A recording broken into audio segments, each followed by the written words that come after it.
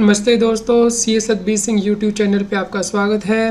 दोस्तों, अब अक्टूबर 23 ऑनवर्ड्स आपको अपनी GST-1, GST-3B की रिटर्न को बहुत ही ज़्यादा ध्यान से फाइल करना होगा, क्योंकि जैसे ही आप रिटर्न्स फाइल करेंगे उसके बाद इमीडिएटली आपको सिस्टम के द्वारा ऑटोमेटिकली GST के नोटिस जारी किए जा सकते हैं।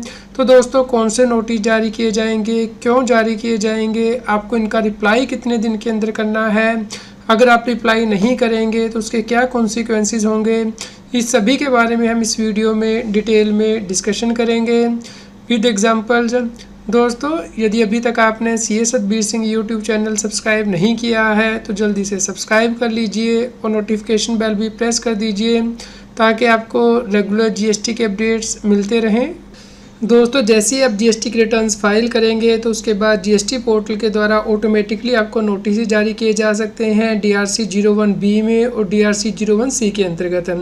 दोस्तों, इनको रिप्लाई करने का टाइम बहुत ही ज़्यादा कम है, सिर्फ 7 दिन के अंदर आपको रिप्लाई करना होगा। इसलिए जब आप अपनी GST की रिटर्न फाइल कर रहे हैं उस वक्त ही आपको ध्यान रखना है कि आपको रिकन्सिलेशन बनाना है, क्योंकि हो सकता है कि इन नोटिस के मिलने के बाद आपको प्रॉपर टाइम ना मिल पाए इनका रिप्लाई फाइल करने के लिए। इससे पहले ही आपको अपनी सभी तैयारी रखनी है।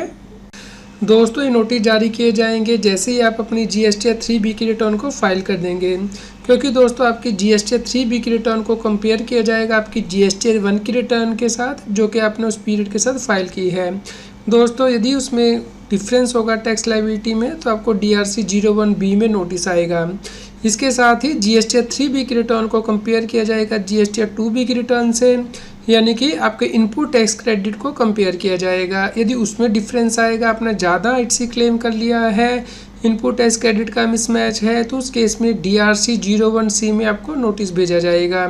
तो दोस्तों, कुछ टैक्स पेयर होंगे जिन्हें कि DRC 01B में नोटिस मिलेगा क्योंकि उनका टैक्स लायबिलिटी का मिसमैच होगा। कुछ ऐसे टैक्स पेयर होंगे जिन्हें DRC 01C के अंतर्गत नोटिस मिलेगा क्योंकि उनका इनपुट टैक्स क्रेडिट का मिसमैच होगा।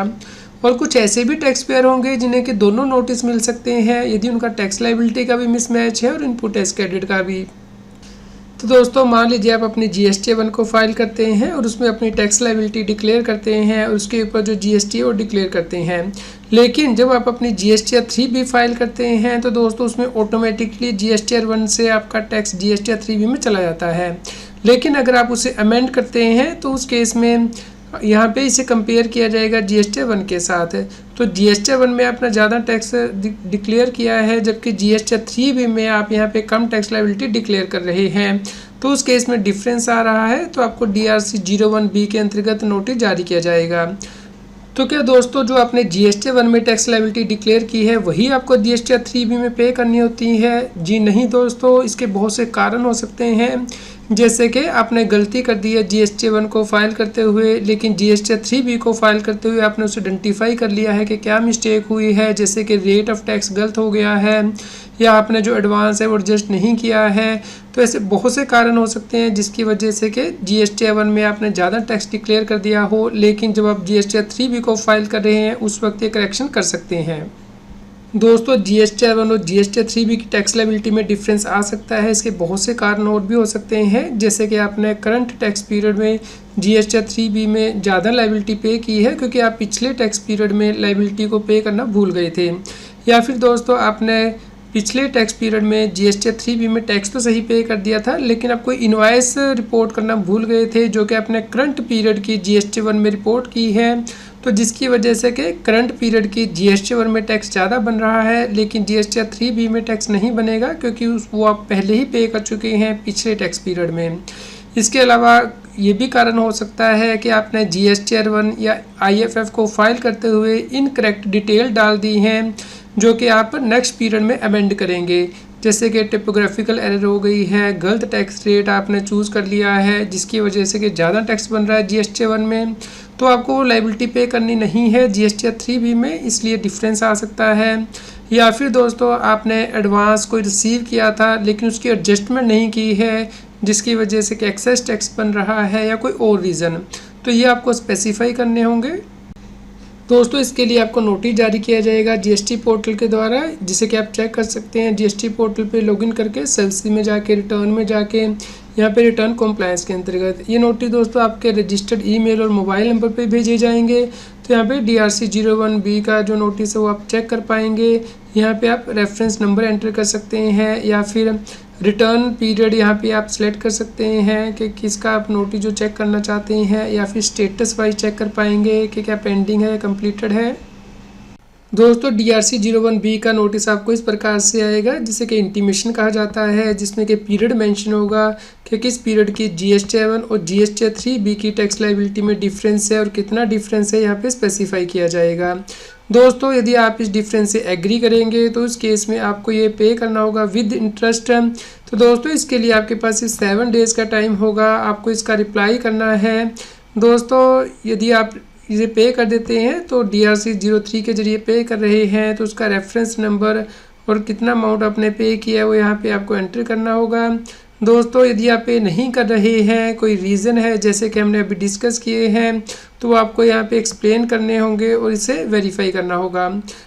दोस्तों यदि आप विद इन 7 डेज़ इसे पे नहीं करते हैं या फिर जो एक्सप्लेनेशन है, रीज़न है वो नहीं देते हैं, तो उस केस में GST ऑफिसर के द्वारा रिकवरी स्टार्ट कर दी जाएगी सेक्शन 79 के अंतर्गत GST एक्ट के। दोस्तों यदि आपकी टैक्स लायबिलिटी का मिसमैच आएगा GST 1 और GST 3B में और आप उसे रिप्लाई नहीं करेंगे विद इन 7 डेज़, तो उस केस में एक और नोटिस जारी किया जाएगा GST डिपार्टमेंट के द्वारा। इसके लिए रूल 142B दिया गया है, इसका लिंक भी इस न्यूज़ की वीडियो डिस्क्रिप्शन में दिया गया है। दोस्तों इस रूल के अंतर्गत फॉर्म DRC 01D आपको फिर से जो है वो जारी किया जाएगा और आपको कहा जाएगा कि आप अमाउंट को पे करें with interest with in 7 days, और ये अमाउंट आपके इलेक्ट्रॉनिक लायबिलिटी रजिस्टर में पोस्ट कर दिया जाएगा GST पोर्टल पे, और इससे ही नोटिस फॉर रिकवरी माना जाएगा। और यदि आप इसे पे नहीं करेंगे इस टाइम में तो उसके बाद GST ऑफिसर आपको कोई नोटिस नहीं देगा, और जो कार्रवाई है GST एक्ट के अंतर्गत इस अमाउंट को रिकवर करने की, जैसे कि आपके डेटर से रिकवरी हो सकती है या आपके बैंक से रिकवरी हो सकती है, वो की जा सकती है GST ऑफिसर के द्वारा। दोस्तों ये DRC 01D का फॉर्मेट जिसमें कि टैक्स पीरियड मेंशन होगा और जो टैक्स की डिटेल है वो मेंशन होगी कि आपको कितना अमाउंट जो पे करना है, और यहाँ पे आपको ये इन्फॉर्म किया जाएगा कि आपको विद इन 7 डेज़ जो है वो पेमेंट करनी है, अदरवाइज GST एक्ट के अंतर्गत रिकवरी प्रोसीडिंग स्टार्ट कर दी जाएगी। दोस्तों इसके लिए आपको रूल 88C को रेफ़र करना है। ये अपडेटेड रूल मैंने इस वीडियो की डिस्क्रिप्शन में दे दिया है, इसका लिंक आप इसे रेफ़र कर सकते हैं। दोस्तों इसके साथ ही आपको रूल 59 को भी रेफ़र करना है, CGST रूल्स को। दोस्तों ये अपडेटेड रूल का लिंक भी मैंने इस वीडियो की डिस्क्रिप्शन में दे दिया है। दोस्तों यहाँ पे भी गवर्नमेंट के द्वारा अमेंडमेंट की गई है, जैसे कि आप यहाँ पे नोट नंबर 7 देख सकते हैं, फुट नोट कि गवर्नमेंट के द्वारा अमेंड किया गया है 26 दिसंबर 2022 से। दोस्तों अब यदि कोई व्यक्ति DRC 01B में रिप्लाई फाइल नहीं करेगा, यानी कि उसका GST 1 और GST 3 में मिसमैच आएगा, तो उस केस में जो नेक्स्ट पीरियड की GST 1 होगी या IFF के द्वारा वो आउटवर्ड टैक्सेबल सप्लाई की डिटेल अपलोड नहीं कर पाएगा GST पोर्टल पे। दोस्तों अब डिस्कस कर लेते हैं DRC 01C के नोटिस को। दोस्तों यदि आपका GST 3B और GST 2B में जो इनपुट टैक्स क्रेडिट है उसका मिसमैच आएगा, तो उस केस में नोटिस जारी किया जाएगा। दोस्तों जब आप GST पोर्टल से GST 2B डाउनलोड करते हैं तो आप उतना ही ITC मैक्सिमम क्लेम कर सकते हैं जितना कि GST 2B में आ रहा है। जैसे कि यहाँ पे इनपुट टैक्स क्रेडिट आ रहा है और उसके बाद जो क्रेडिट नोट है वो आप लेस करके जो नेट ITC है इस अमाउंट तक ही मैक्सिमम अवेल कर सकते हैं। तो दोस्तों जब आप अपनी GST 3B फाइल करते हैं उसमें टेबल 4 के अंतर्गत क्लोज A5 के अंतर्गत ये इनपुट टैक्स क्रेडिट ऑटोमेटिकली आ जाता है, तो आप मैक्सिमम इतना ITC क्लेम कर सकते हैं। यदि इसे ज़्यादा क्लेम करेंगे तो उस केस में आपको नोटिस आएगा। तो दोस्तों क्या आप ज़्यादा ITC नहीं क्लेम कर सकते, आप क्लेम कर सकते हैं दोस्तों, और इसके बहुत से कारण भी होते हैं ज़्यादा ITC क्लेम करने के GST 3B में। दोस्तों ज़्यादा इनपुट टैक्स क्रेडिट क्लेम करने के कारण है कि पिछले टैक्स पीरियड में आपका GST 2B में इनपुट टैक्स क्रेडिट तो आ गया था, लेकिन आपने उसे क्लेम नहीं किया था क्योंकि आपको गुड्स या सर्विस रिसीव नहीं हुई थी, या फिर जो गुड्स हैं वो इंस्टॉलमेंट में आई थी और अब लास्ट इंस्टॉलमेंट आई है, तो अब आप एलिजिबल हैं क्लेम करने के लिए, इसलिए अब क्लेम कर रहे हैं, इसलिए डिफरेंस आ सकता है। या फिर दोस्तों आपने पिछले टैक्स पीरियड में input tax credit by mistake नहीं लिया था जो आप अब ले रहे हैं, या फिर इंपोर्ट ऑफ गुड्स का ITC नहीं आता है GST 2B में, या फिर SEZ से जो सप्लाई ली है उसका ITC नहीं आता है GST 2B में, वो आप GST 3B में ले रहे हैं, या फिर आपने पहले एक्सेस रिवर्स कर दिया था आईटीसी पिछले टैक्स पीरियड में जो कि आप अब क्लेम कर रहे हैं, या फिर आपने सप्लायर को 180 डेज़ के अंदर पेमेंट नहीं की थी और आईटीसी रिवर्स किया था और आप उसे रिक्लेम कर रहे हैं क्योंकि आपने उसे पेमेंट कर दी है, या फिर दोस्तों सप्लायर ने रिटर्न फाइल नहीं की थी पहले इसलिए आपने आईटीसी रिवर्स किया था और अब क्योंकि रिटर्न फाइल कर दी है सप्लायर ने तो आप आईटीसी रिक्लेम कर रहे हैं। इसके अलावा ये भी कारण हो सकता है कि आप जीएसटी 3B में गलती से अब ज़्यादा इनपुट टैक्स क्रेडिट क्लेम कर रहे हों जो कि आप नेक्स्ट पीरियड में ठीक कर लेंगे क्योंकि रॉन्ग टैक्स रेट या टिपोग्राफिकल एरर हो गई है या कोई और रीज़न। दोस्तों DRC 01C का नोटिस चेक करने के लिए भी आपको जीएसटी पोर्टल पे लॉगिन करना है, सर्विस टाइम में जाना है, रिटर्न में जाना है, रिटर्न कंप्लायंस में जाना है और यहाँ पे आप आईटीसी मिसमैच का नोटिस देख पाएंगे। दोस्तों यहाँ पे भी आप रेफरेंस नंबर वाइज या रिटर्न पीरियड वाइज या फिर जो स्टेटस है उस वाइज आप यहाँ पे सर्च कर पाएंगे। दोस्तों यह DRC 01C का नोटिस जो कि सिस्टम के द्वारा ऑटोमेटिकली जनरेट कर दिया जाएगा जैसे ही आप GST 3B को फाइल करेंगे। दोस्तों ये नोटिस आपके रजिस्टर्ड ईमेल और मोबाइल नंबर पे भेजा जाएगा और आप जीएसटी पोर्टल पे भी इसे देख पाएंगे। तो यहाँ पे बताया जाएगा कि किस टैक्स पीरियड से ये नोटिस बिलोंग करता है, GST 3B में कितना इनपुट टैक्स क्रेडिट आपने क्लेम किया है, GST 2B में कितना आ रहा है। तो जो एक्सेस आईटीसी है उसके बारे में आपको बताना होगा, या तो आप इसे पे करेंगे विदिन 7 डेज़ या फिर दोस्तों आप इसके लिए रीज़न देंगे। तो दोस्तों ये रीज़न हमने पहले ही यहाँ पे डिस्कस कर लिए हैं। दोस्तों यदि आप इसे पे करते हैं तो उस केस में आपको विद इंटरेस्ट इसे पे करना होगा। दोस्तों यदि आप इसे रिप्लाई नहीं करते हैं या फिर जो रिप्लाई है वो सेटिस्फैक्ट्री नहीं है तो उस केस में जीएसटी ऑफिसर आपको सेक्शन 73 या सेक्शन 74 के अंतर्गत नोटिस जारी करेगा और जो डिमांड है वो निकाल सकता है जीएसटी एक्ट के अंतर्गत। दोस्तों इसके लिए आपको रूल 88D को रेफ़र करना है CGST रूल्स में, यानी कि यदि GSTR 2B और GSTR 3B में मिसमैच आएगा तो रूल 88D के अकॉर्डिंग DRC 01C में आपको इंटीमेशन भेजा जाएगा।